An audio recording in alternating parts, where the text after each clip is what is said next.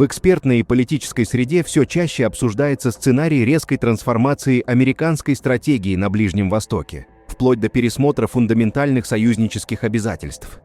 Одну из наиболее радикальных версий озвучил бывший директор Национального контртеррористического центра США Джо Кент, заявивший, что Соединенные Штаты в перспективе могут выйти из НАТО, чтобы освободить себе руки для открытой поддержки Израиля в потенциальном военном столкновении с Турцией на сирийском направлении.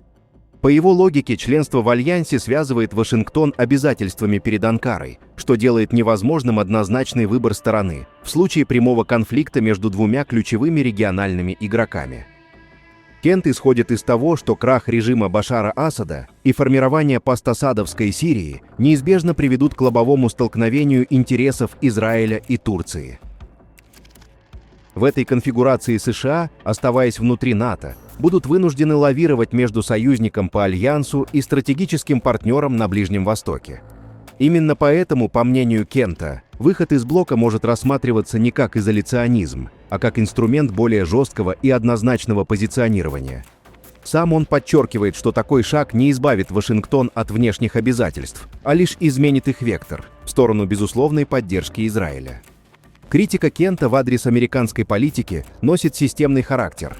Он называет действия Вашингтона попыткой одновременно быть поджигателем и пожарным, указывая на поддержку радикальных сил, которая затем требует все большего военного и финансового вмешательства. По его словам, присутствие США в регионе утратило экономическую и политическую рациональность, а вмешательство лишь усугубляет конфликты. Этот подход он связывает и с более широкой линией американских администраций, включая период, когда он сам подал в отставку, не согласившись с курсом администрации Дональда Трампа в отношении Ирана. В более широком региональном контексте заявления Кента перекликаются с оценками израильских политиков. Бывший премьер-министр Израиля Нафтали Беннет ранее публично называл Турцию главным стратегическим противником Израиля, подчеркивая, что в долгосрочной перспективе Анкара представляет угрозу даже большую, чем Иран. Эта риторика отражает растущее недоверие между двумя странами, которое усиливается на фоне борьбы за влияние в Сирии и Восточном Средиземноморье. Параллельно с этим Турция демонстрирует все более жесткий и воинственный тон в отношении соседей и оппонентов. Бывший министр обороны, а ныне глава оборонного комитета парламента Турции Хулуси Акар выступил с прямыми угрозами в адрес кипрских греков, заявив, что предстоящая Пасха может стать для них последней. Ранее он также подчеркивал, что турецкая армия уже находится на острове, добавляя, что тем, кто не умеет плавать, туда лучше не приезжать. Акар давно известен своей жесткой антигреческой и антиармянской риторикой, что лишь усиливает опасения по поводу возможной эскалации в Восточном Средиземноморье. На дипломатическом уровне напряженность также нарастает. Министр иностранных дел Турции Хакан Фидан предупредил о высокой вероятности срыва двухнедельного перемирия между США и Ираном, обвинив Израиль в попытках саботировать переговорный процесс и навязать собственные геополитические интересы. Эти заявления прозвучали на фоне крайне хрупкого прекращения огня, которое, по оценкам Анкары, может быть сорвано в любой момент. Ситуация усугубляется и гуманитарным измерением конфликта. Израильские удары по Бейруту на фоне продолжающегося противостояния уже привели к сотням жертв среди мирного населения, усилив региональный кризис и вызвав призывы международного сообщества к срочной и взвешенной реакции. Однако эти призывы пока не привели к устойчивой деэскалации, а лишь подчеркивают глубину противоречий между ключевыми игроками. Примечательно, что еще до прямой военной фазы противостояния США и Ирана Турция начала публично сигнализировать о готовности к пересмотру своей ядерной политики. По данным Bloomberg, Анкара заявила о возможности быть втянутой в региональную ядерную гонку. В интервью телеканалу CNN Türk Хакан Фидан прямо допустил, что Турции, возможно, придется рассмотреть вопрос о создании ядерного оружия, если баланс сил в регионе будет нарушен.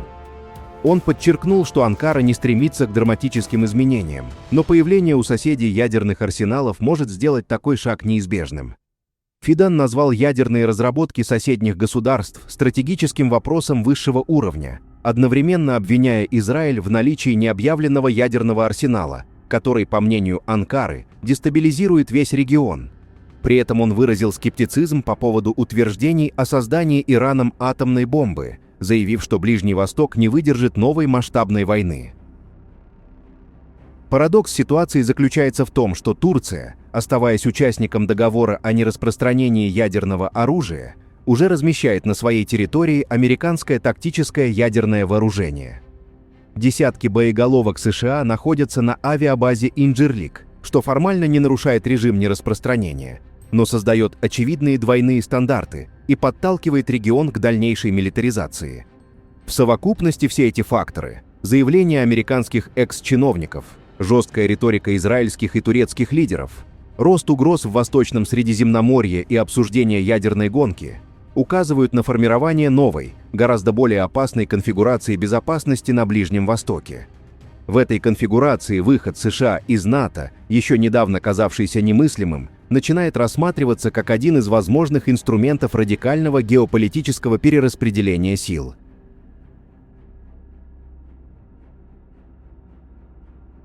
В финальной части отметим, что именно в эти минуты вице-президент США Джей Ди Венс находится с визитом в Пакистане, где при посредничестве Исламабада проходят непрямые контакты между США и Ираном.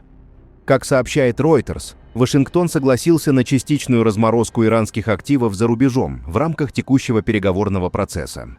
По данным Associated Press, Тегеран через пакистанскую сторону уже передал США перечень своих ключевых красных линий. В их числе суверенный контроль над Ормузским проливом, компенсация за последствия войны, полная или частичная разблокировка активов, а также всеобъемлющее и долгосрочное прекращение огня.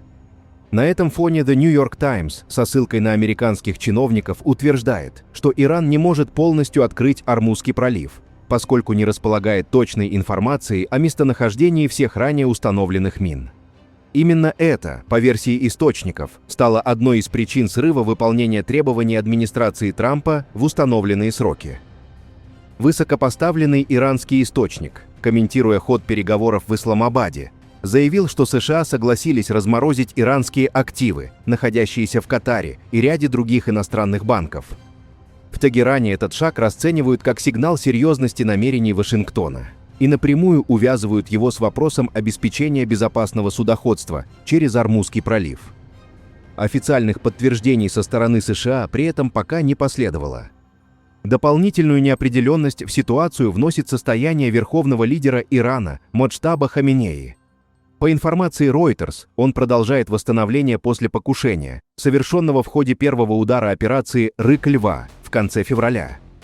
Источники отмечают, что Хаминеи остается в ясном сознании и участвует в управлении страной дистанционно, однако его публичное появление, по оценкам, возможно не ранее, чем через несколько недель. Пишите ваше мнение в комментариях и подписывайтесь на наш канал.